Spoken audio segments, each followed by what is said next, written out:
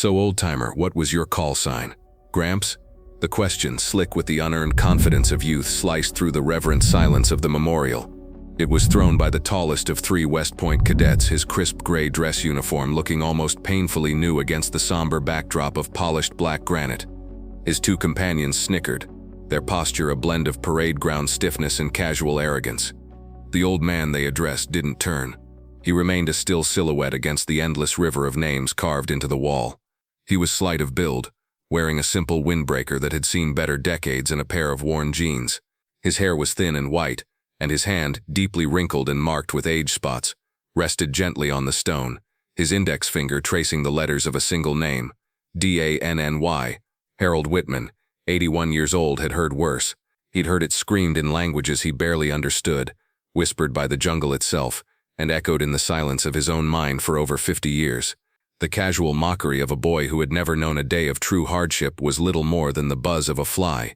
He drew a slow, steadying breath, the cool morning air of Washington, D.C., doing little to quell the heat of memory. The lead cadet, a young man named Thompson with a jawline as sharp as his uniform's creases, took Harold's silence as a sign of weakness or senility. He stepped closer, his polished shoes clicking on the paved walkway. "Hey, I'm talking to you. We asked you a question. This is a place for heroes, you know. Not for guys who look like they wandered off from a nursing home." His friend Reyes chimed in, a smirk playing on his lips. "Maybe he's lost, Tom. Sir, do you need help finding the World War II memorial? That's probably more your speed." Harold finally pulled his hand away from the wall, the cold of the granite lingering on his fingertips. He turned slowly, his movements deliberate, economical. His eyes, a pale and washed-out blue, seemed to hold a depth that swallowed the morning light. They weren't angry or fearful. They were simply observant. He looked at the three of them, at their immaculate uniforms, their proud West Point insignia, their faces unlined by anything more stressful than a final exam. "I'm in the right place," he said, his voice a low, gravelly rasp. It wasn't loud, but it had a peculiar carrying quality, the kind of voice that could cut through the din of a rotor wash. Thompson was not deterred. The old man's calm defiance seemed to fuel his condescension. "Right, and I suppose that jacket is some kind of vintage Special Forces issue. Come on. We're training to be officers in the United States Army. We take this place seriously. We don't appreciate people who come here for a photo op, pretending to be something they're not." He gestured vaguely at Harold's frame. "It's called stolen valor, sir." The accusation hung in the air, ugly and sharp. A few other visitors who had been quietly paying their respects began to notice the confrontation. A family with young children edged away, the parents shooting worried glances over their shoulders. A woman in a park ranger uniform started to drift in their direction. Harold's gaze remained steady. He didn't defend himself. He didn't raise his voice. He simply held their stare, letting their own words fill the space between them. This, more than anything, seemed to infuriate Thompson. It was like punching water. The lack of resistance was maddening. "What, nothing to say for yourself?" Thompson pressed, his voice rising. "No war stories to regale us with? No tales of how you took a hill all by yourself?" "Leave him be, Tom," said Chen, the third cadet, a flicker of unease finally showing in his eyes. "It's not a big deal." "It is a big deal," Thompson snapped, turning on his friend. "The honor of the uniform is a big deal. The sanctity of this memorial is a big deal. We can't just let any vagrant come here and play soldier." The park police officer, a man barely older than the cadets themselves, finally arrived. He saw three immaculate future officers and one disheveled old man. He made a swift and incorrect calculation. "Is there a problem here, gentlemen?" the officer asked, addressing the cadets. "Yes, officer," Thompson said, seizing the opportunity. He stood taller, his voice taking on a tone of official concern. "We were just expressing some concern about this individual. He seems disoriented, and frankly, we're worried he's disrespecting the memorial. We think he might be one of those stolen valor types." The officer nodded, his expression hardening as he turned to Harold. "Sir, I'm going to need to see some identification, and I think it might be best if you moved along. You're causing a disturbance." Harold sighed, a barely audible puff of air. It was not a sigh of defeat, but of weariness. A weariness that was decades old. He reached slowly into the inner pocket of his worn windbreaker. His knuckles brushed against a small, heavy object nestled in the worn fabric. A brass coin, its edges smoothed by countless years of contact with his hand. For a fraction of a second, the manicured green of the National Mall vanished. The air, thick with humidity, became a choking, verdant wall of green. The polite murmurs of tourists were replaced by the shriek of unseen things in the canopy and the distant rhythmic thud of a grenade launcher. A hand, caked in mud and something darker, pressed the coin into his. A young voice, barely a man's, strained with pain. "Don't let him forget me, Hal. Don't you dare." The vision evaporated as quickly as it came. Harold's fingers found what they were looking for, a simple, cracked leather wallet held together by little more than memory. He pulled it out. The officer held out an impatient hand. The small crowd was now larger, their phones held low, discreetly recording the unfolding injustice. They were all waiting to see what would happen next. A man on the edge of the crowd watched the scene with a practiced, critical eye. He was in his late 50s, with a ramrod posture that no civilian life could ever fully relax and the telltale cauliflower ear of a lifelong fighter. Retired Master Sergeant Frank Miller, gunny to anyone who knew him, had spent 30 years in the Marine Corps. He knew what a real warrior looked like, and it had nothing to do with a crisp uniform or a loud voice. It was in the economy of movement, the stillness under pressure, the look in the eyes, and the old man had it in spades. The cadets, for all their polish, were just boys playing dress-up. What truly set Miller's teeth on edge was the young officer's deference to the cadets and the immediate assumption of the old man's guilt. It was a poison he'd seen before. He watched Harold pull out that battered wallet, and a cold certainty settled in his gut. This was wrong, and he was not going to let it stand. Miller backed away from the crowd quietly, melting into the shade of a nearby elm tree. He pulled out his own phone, his thumb flying across the screen to a number he hadn't dialed in years but had never forgotten. It was a direct line to an aide he'd served with in Fallujah, an aide who now worked for a very senior officer at the Pentagon. The phone rang twice before a crisp professional voice answered. "Major Evans' office. It's Frank Miller," he said, his voice low and urgent. "Patch me through to the general. It's an emergency." There was a moment's hesitation. "The general is in a briefing, gunny." "Can I tell him it's about the wall?" Miller cut in. "Tell him it's a Code Jericho, he'll understand." Code Jericho was a term they had used in the old days. It meant a brother was down, surrounded, and needed immediate extraction. It was a code that was never ever to be used lightly. The line went quiet for 10 seconds. Then a new voice, one that radiated authority even through the tiny speaker, came on. "Frank, what is it? You sound like you've seen a ghost." "Worse, General," Miller said, his eyes fixed on the scene 50 yards away. The officer was now examining Harold's ID, a look of skeptical annoyance on his face. "There's a situation down here at the Vietnam Memorial. 3 West Point cadets and a park cop are hassling an old veteran, accusing him of stolen valor, trying to run him off. For God's sake, Frank," the general sighed, a note of deep frustration in his voice. "I'll make a call to the Park Police Command. Get them to pull their man back." "Sir, I don't think that's going to be enough," Miller insisted. "There's something about this old guy, the way he carries himself. He's the real deal, General. I'd bet my pension on it. They forced his name out of him when they checked his ID. Sir, his name is Whitman, Harold Whitman." The silence on the other end of the line was sudden and absolute. It was so profound that Miller thought the call had dropped. When the general finally spoke, his voice was completely changed. All traces of weary bureaucracy were gone, replaced by a tone of shocked, razor-sharp urgency. "Say that name again, gunny." "Whitman, sir. Harold Whitman." "Frank," the general said, his voice now tight and low, a controlled explosion. "Keep your eyes on him. Do not let him leave. Do not let them take him anywhere. I am on my way. ETA 5 minutes. Do you understand me?" "Crystal clear, General," Miller replied. "Good," the general said, and the line went dead. Miller looked back at the scene. He didn't know the full story of Harold Whitman, but he knew one thing for sure. The cavalry was coming. Inside a secure office in the E-ring of the Pentagon, a 2-star Army general, a man who commanded divisions and spoke with presidents, slammed his phone down on his desk. His name was Evans, and his face, normally a placid mask of command, was pale. "Sarah," he barked at his aide, a sharp young major who was instantly at his door. "Sir, cancel my next meeting. Get the car to the front entrance. Now, no security detail, just the driver. Tell him river entrance, lights and siren authorized. Move." The major, stunned by the uncharacteristic urgency, simply said, "Yes, sir," and disappeared. General Evans strode to his closet, shrugging off his service dress jacket and grabbing his full Class A uniform, the one heavy with ribbons and medals. He looked at his own reflection in the glass of a framed photo on his wall, a photo of himself as a young lieutenant, standing beside a group of grizzled, hardened men in the central highlands of Vietnam. In the center of the group, A man who wasn't smiling but whose eyes held a fierce protective light had his arm around the young Evans. It was a much younger Harold Whitman. "My God," Evans whispered to the reflection. "They found Spectre."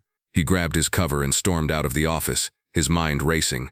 There were maybe a dozen people in the entire Department of Defense who would recognize that name and understand the gravity of the situation. Harold Whitman wasn't just a veteran, he was a living legend. A ghost who had walked out of the jungle 50 years ago and vanished into civilian life, refusing all accolades, all interviews, all attempts by the military to honor him, to find him being disrespected by cadets, by the very future of the army he had sacrificed so much for, was not just an embarrassment, it was a sacrilege. Back at the wall, the park police officer handed Harold's driver's license back to him with a dismissive flick of his wrist. "All right, Harold. Says here you live in Virginia. Nice day for a drive. Now I'm telling you, it's time to go." Thompson, the cadet, felt a surge of vindication. The law was on his side. He stepped forward, puffing his chest out. "You heard the officer. You've disrespected this place enough for one day. We should charge you with stolen valor, have them check your records. I bet there's nothing there. I bet you spent the whole war peeling potatoes in a mess hall in Texas." This was the final overreach. Harold had been silent through the mockery of his age and his appearance. He had been patient with their arrogance, but the insult to his service and by extension to the service of the men whose names surrounded him finally struck a nerve. He didn't get angry. He didn't shout. He simply looked at Cadet Thompson, and for the first time the cadet saw something shift in those pale blue eyes.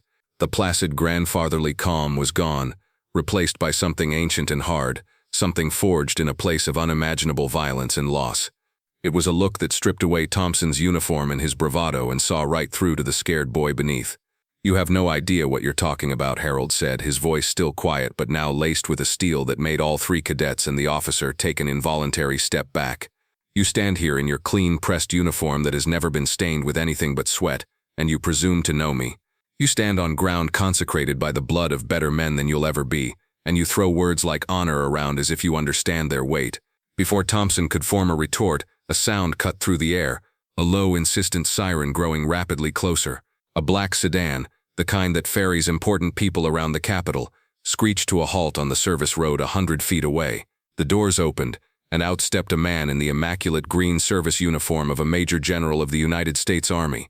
He moved with a speed and purpose that seemed to bend the very air around him. The park officer saw the 2 stars on the general's shoulders and felt a cold knot of dread form in his stomach. The cadets saw the uniform, the rank, the aura of absolute command, and they snapped to attention, their bodies rigid with shock and reflexive discipline. The general didn't even glance at them. His eyes were locked on Harold Whitman. He closed the distance in a dozen long strides, his face a mixture of awe, relief, and profound respect. He stopped 3 feet in front of Harold, his back ramrod straight. The crowd, now utterly silent, watched as the 2-star general raised his hand in a salute so sharp, so perfect it seemed to cleave the air. "Colonel Whitman," the general's voice boomed, clear and strong, echoing across the Memorial Plaza. "Sir, it is an honor to see you again." Harold looked at the general, a flicker of recognition in his eyes. "Evans? My God, you're all grown up."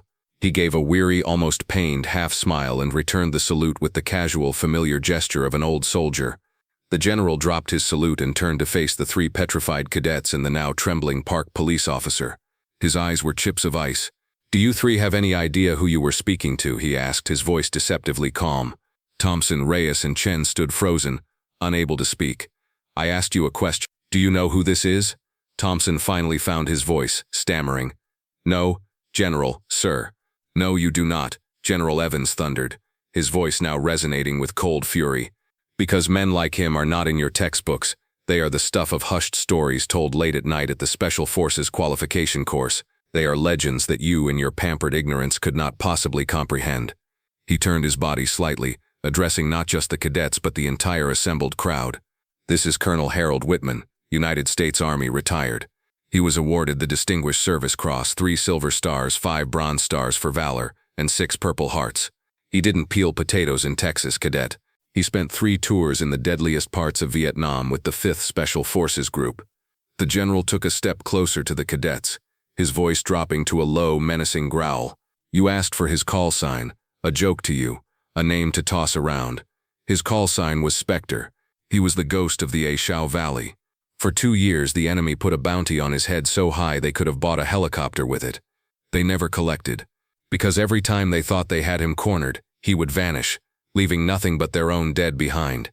He paused, letting the weight of his words sink in. The crowd was mesmerized. Gunny Miller, watching from the edge, felt a surge of pride so fierce it almost brought tears to his eyes. And on a rainy night in 1968, after his entire recon team was wiped out, after he himself was wounded in 3 places, he single-handedly held off a battalion-sized assault on a firebase, saving the lives of over 100 American soldiers. For that action, President Johnson awarded him this nation's highest honor for combat valor. General Evans reached out and gently tapped Harold's chest, right over his heart. This man is a recipient of the Medal of Honor. He is one of the greatest warriors this army has ever produced, and you accused him of stolen valor. The shame that washed over the cadets was a physical thing. Their faces, once so cocky, were now pale and slack-jawed. Thompson looked as if he might be sick. The general turned his withering gaze on the park police officer. And you stood by. You took their side. I want your name and badge number. You can expect a call from your chief of police and the Secretary of the Interior before lunch. The officer fumbled for his notepad, his hands shaking. But then Harold raised a hand. That's enough, Bill, he said softly to the general. General Evans stopped, turning back to his old commander. Sir? They're just boys, Harold said, his voice filled with that profound weariness again. He looked at the 3 cadets, and the hardness in his eyes had softened into something closer to pity. They've been taught to see the uniform, not the man. They've been taught about the glory, but not the cost. He turned and placed his hand back on the wall, back on the name of Danny Ross. This is the cost, he said, his voice thick with emotion. He was 19. He was a radio operator from Ohio who loved baseball. He was scared every single second he was in country. And on the day he died, he was braver than anyone I have ever known. He ran through a storm of machine gun fire to drag me to cover after I was hit. He took 3 bullets meant for me. Harold looked from the wall to the cadets. This place isn't about us, the ones who came home. It's not a stage for old men to tell war stories or for young men to prove their patriotism. It is a tombstone. It is here so that we remember them. He reached into his pocket and pulled out the old brass coin, holding it in his palm. It's here so we don't forget. The morning sun caught the worn surface of the coin. For a final fleeting moment, Harold wasn't at the memorial. He was lying in the mud, his legs shattered. Danny Ross was leaning over him, pressing the coin into his hand. The kid was smiling, a bloody, terrible grin.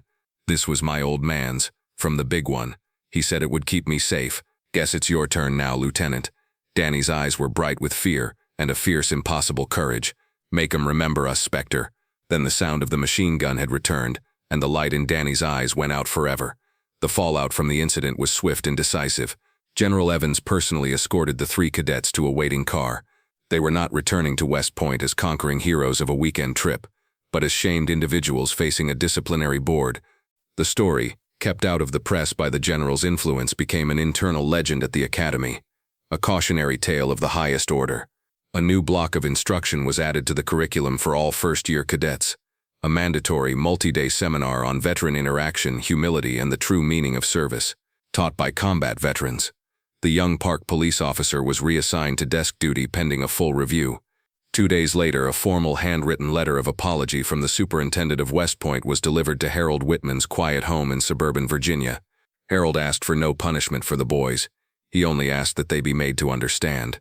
3 months later, on a crisp autumn Saturday, Harold returned to the wall. It was his ritual. He went not on holidays when the crowds were thick, but on quiet mornings when he could feel the stillness and commune with the names. As he stood before Danny's name, he heard footsteps approach. He turned to see 3 young men, no longer in uniform but in simple civilian clothes. It was Thompson, Reyes, and Chen. They stopped a respectful distance away, their heads bowed. Thompson, his face stripped of all its former arrogance, held a small polishing cloth and a bucket of clean water. He looked at Harold, his eyes filled with a humility that had been forged in the fire of his disgrace. "Sir," Thompson began, his voice quiet and steady. We volunteered for the wall cleaning detail for the rest of the year. We wanted to say again how sorry we are. We were arrogant, and we were ignorant. We failed to uphold the values we swore to live by." Harold looked at them for a long moment, then gave a slow nod. He didn't offer platitudes or easy forgiveness. He didn't need to. He could see the change in them. It was in their posture, in their eyes. They had begun to understand the weight. "The wall is always in need of a good cleaning," Harold said simply. He turned back to the polished granite, and the three young men began their work, silently, carefully, respectfully washing the names of the dead. For a while, the four of them stood together, the old ghost of the jungle and the three young soldiers who had finally learned their first real lesson about honor. They didn't speak. They didn't need to. The wall spoke for them all. If you were moved by Harold's story, please like this video, share it with someone who respects our veterans, and subscribe to Veteran Valor for more stories of unassuming heroes. Your support helps us ensure these incredible legacies are never forgotten.